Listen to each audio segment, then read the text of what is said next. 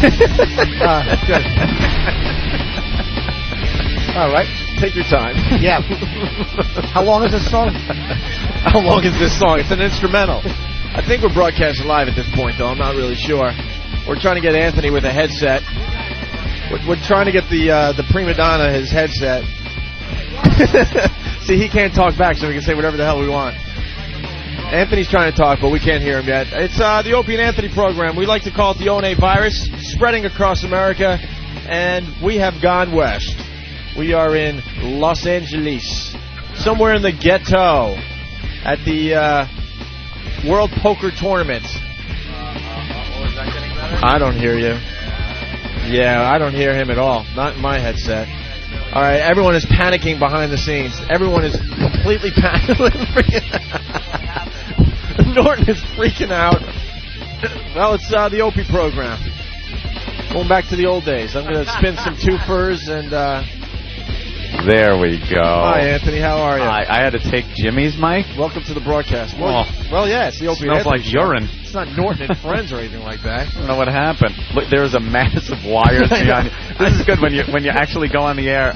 We 5 minutes before we went on, we were all just like hanging out and scrambling around. We didn't even check anything. We should have been here hours early, making sure everything works, but of course not. I'm getting attacked by the wires. I'm going to get choked out here, but there is a hell of a spider web behind your. I see that. Your head of just wires, headphones, and microphones and everything else. But apparently we're on the air. And Jimmy's not, and Jimmy's losing his mind. We're here at the World Hi, Poker Tour Invitational at the Commerce Casino in Los Angeles. Yeah. And I just registered, Opie. I know. You look very nervous today, I got to tell you. I'm a little nerve-wracked. I've known Anthony for about 10 years, and you look very nervous. Well, that's my strategy. People are going to go, ooh, what a poker face he's got. It's called scared shitless. That's the look he's got, and I'm going with it. I'm sticking with it. I think you thought it was no big deal until we got here and realized, oh, my God, look at all these lights. I mean, there's TV lights, there's TV cameras, there's paparazzi, there's a red carpet. Well, it's set up. There's a celebrity list that has at least 50 to 60 names on it. There's like, how many tables out there? 20, 30 tables? Yeah, there's about 30 or so. We can't hear you, Kenny. We're still setting up microphones. So I'm going to be pretty close to us right there. I'm table 14, all right, which you're is very close to where we're broadcasting over here. We're broadcasting. If you ever watched the World Poker Tour, they have the final table set up. Of course, no one's going to be playing on it today because all the preliminaries go on today. But all the cameras are around it. It's just like I see it on TV. And everything, and we're broadcasting from right in front of the final table. Right. And then beyond the final table, on the other side, is like a ballroom, and it's just full of about 30 or 40 poker tables, of which I'm at table 14. Do you know who else is at your table?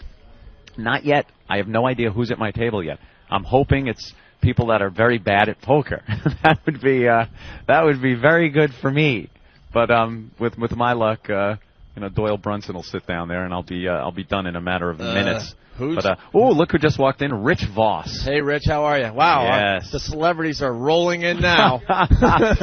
if only we had microphones to put on, so we could hear them speak. But wow, we have the best booker in the business. Rich Voss has arrived for his exclusive interview with the Opie and Anthony program. The first celebrity we gaze at is Voss. Voss. Anyway, so. Yeah, I mean, this casino's in the middle of the ghetto. What? I don't know. Is it? Huh? Should we be saying that? Well, it's in the ghetto, right? Might want to. I don't know. It's right off the I-5 Hey, man, freeway. If you're going to build a casino, wouldn't you find the the cheap real estate?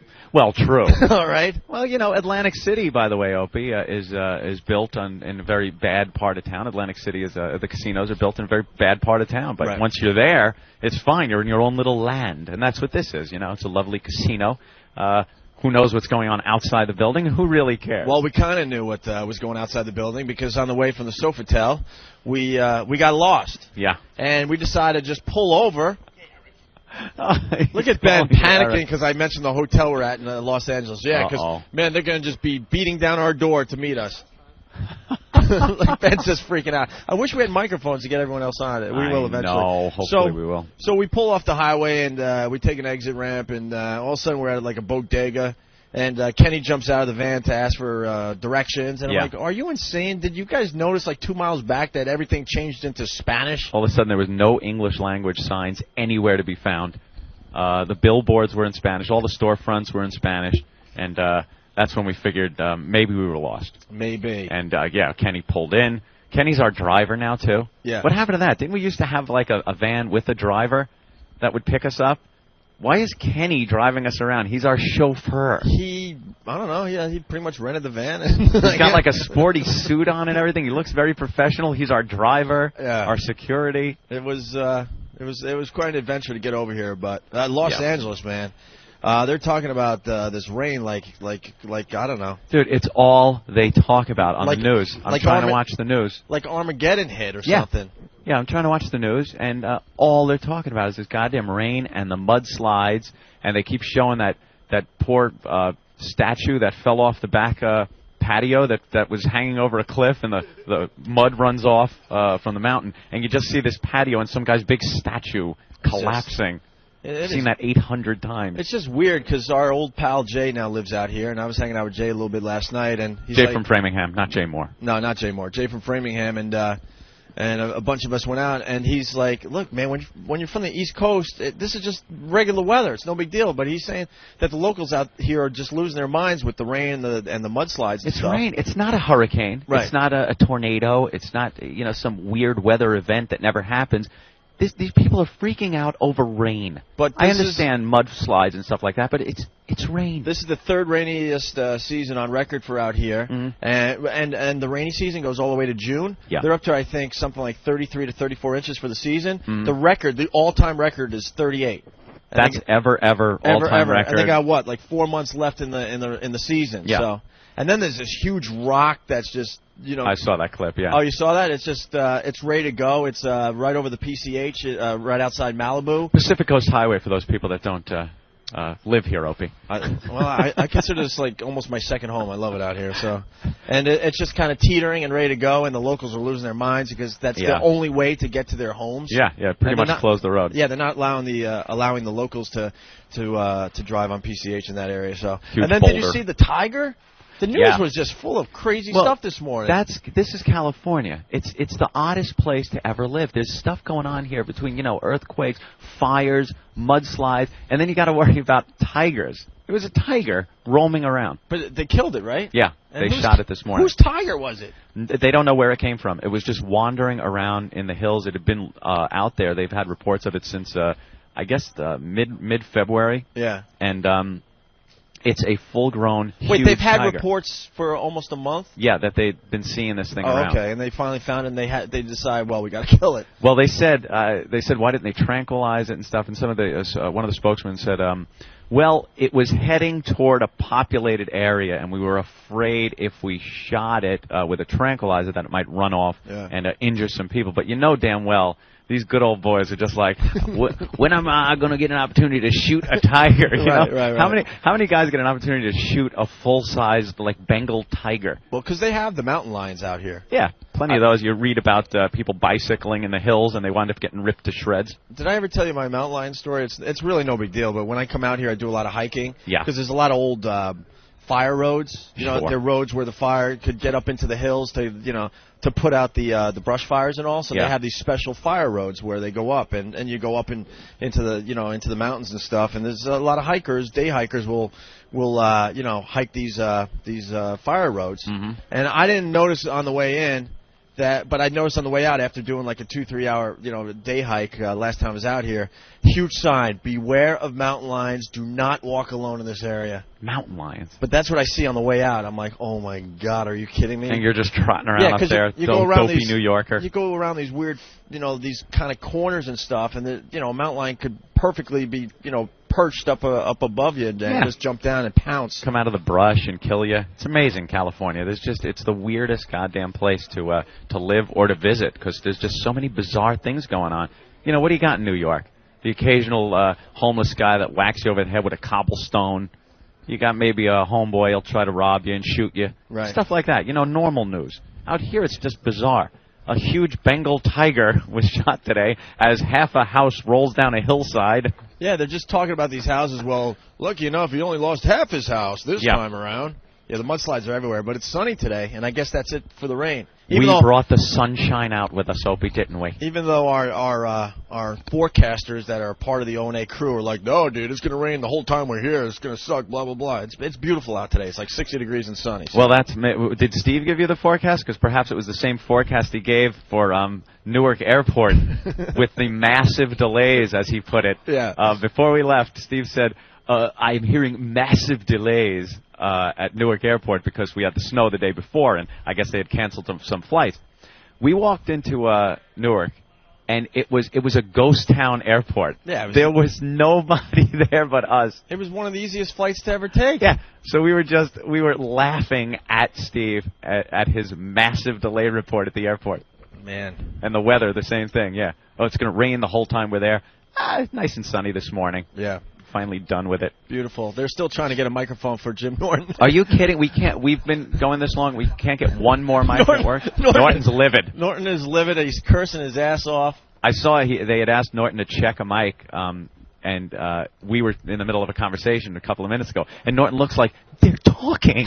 Like, I can't. But it would be funny if you just started going check 1 2 check as we're doing our show. And we can't share microphones because we got these stupid headsets on, like the wacky headset mics. Like we're at the a PGA event or something. Yeah. And I don't want Norton that close to me. I think they give us these when it's going to be a little noisy because I take it. With this room filling up with 50 or so tables full of poker players, it's not going to be quiet out there. We're not exactly in the room. We're not close to the tables. How far away would you say we are? 30 feet. 30 feet from your table, and then there's like 2 more tables beyond it's like that. a whole ballroom. So it's like 3 or 4 rows, I guess. Although we're not in the middle of it, you're definitely going to hear some noise. So I guess that's why they gave us these. I didn't expect this. I mean, this is really, really cool. You never watched video it and pictures of this? You never watched it on TV? I take a peek here and there. Like you're mentioning this Doyle character. I don't know who Doyle is. Brunson. Whoa, I have no idea. No clue. He's one of the old timers, pro. Been in it for years and years. But what's odd about this whole thing, like the World Poker Tour, up until just a couple of years ago, this stuff was going on, but it didn't have this hoopla to it. Right. I mean, they had maybe 30 players would register for these things up until just a few years ago, before they started putting it on TV. You get 30 players come in for maybe a $5,000 buy-in, stuff like that. Now, you're getting hundreds of players at $25,000 a pop to come in here and play poker in these tournaments. And it just really started taking off when they started doing these shows and televising it and getting it on television like this. And now, you walk in and you see this hoopla and you wonder how somebody like Doyle Brunson, who, was playing in the friggin' 40s, feels about stuff like this. I'd love to ask him that if we get him at the table, how it's changed over the years and how he feels about all this pomp and circumstance now. Look at the lights and the set that they have and the cameras and everything. Yeah, they're getting the TV lights on again, so. Yeah. It's going to be great. So what's going to be your strategy, Anthony? I've said it before. My strategy, I don't know if it's going to work or not. You're starting to relax, I see now. To hang. Well, I'm doing when we first sat down, you were like, "Oh my God!" Doing what I do. It's become a little overwhelming. Radio. Is that your phone going? No, I turned off my radio. Or the Trio. Someone's phone is making noise every so often. Yeah, whatever. And when I sat down, I get a little nervous just thinking of this. I'm like, oh my God, I'm going to have to play poker with these people. But I've relaxed a little bit. You're going to be in the same boat as most of these people, though. I don't know. Because how many professionals could there possibly be in here? Not really. No, not the professionals. But a lot of these celebrities spend a lot of time playing poker, man. They have nothing better to do, right? Nothing better to do. And they're going to be out there. I don't know. I'm not so much nervous. Like, it's not like it's my money, I'm not gambling away my money. I just would like to be able to hang out in there for a little while longer than just 5 minutes and then I'm gone. Mm-hmm. My strategy, I've said it before, is to kind of lay back a little bit. I'll play the good hands, but for the most part, at the beginning, when the blinds are still pretty low, I'm not going to take too many chances. I'm going to see if the table I'm at, if some of the hard heavy hitters at the table can thin out the crowd a little bit, take out a few people. I'll sit back, like I said, play the good hands, but watch a little bit, and then as I get the good cards, play into those. Are we going to have, like, some kind of hand signals or something? Well, you're going to be able to see me. I'm going to be able to see you, and hopefully you'll be able to face me. That'll be kind of cool. If I point to myself and put up my middle finger, that's universal sign for I'm fucked. Which should pretty much it's a clear signal. It's concise. It's not confusing. Like it's not. Don't confuse it with I'm number one, Opie. Yeah. You know, it's going to be. You got a pretty clear view of me. At this point, you and I know each other's mannerisms, so if you're facing me, I'll be able to tell everyone exactly what's going on in your head. Exactly. Just by no my expressions, problem. you will know if I'm winning or losing. Yeah, you'll be rolling your eyes. Horribly. Yeah. Well, I'm going to try. Because you're not going to be giving me subtle, obvious signals, obviously. I'm going to actually be reading your face from 30 feet away, and I guarantee I'll nail it. Well, I'm going to try. I'm going to try to keep a real poker face on. For the people that watch, you've seen people like Phil Ivey is one of those that's just a pro at not showing anything. Yeah. This guy can sit there with the best hand or the biggest bluff, and he will have the same face. Even after the hand's over and he won, he won't let on that he was bluffing or he had the good hand and give the other guy the satisfaction. It is just stone face. And I'm hoping fear will give that talent to me. See, that's why I can't play poker. We were discussing this last night at dinner. I'm the guy, like, first of all, my pride would get in the way. If someone keeps raising me, I'm like, screw that, man. I'm in. Coming in on top of them. And then I would also, this is why I would not be able to play poker in the end when the bet is over and that hand is over, whatever. I would have to see what the guy had. Oh, well. It would drive me absolutely nuts, not knowing if he was bluffing or if he had whatever, the straight or the, the... It will drive you crazy. But with this, with these television shows, up until a few years ago, you never knew what was going on. But now, with the cameras that they have on the table, they show what everybody's hole cards are. So a lot of these guys, they don't know immediately what they had. But a month later, when these shows air, they get to watch. And I would love to see what these guys' reactions are when they're sitting there and realize, the guy was sitting there with a great hand and he folded because this guy was just screwing with him. Yeah. And that's got to be fun to watch. These people at home watching these tapes. There's the spotlight. They're now testing the spotlight, Anthony. Ooh.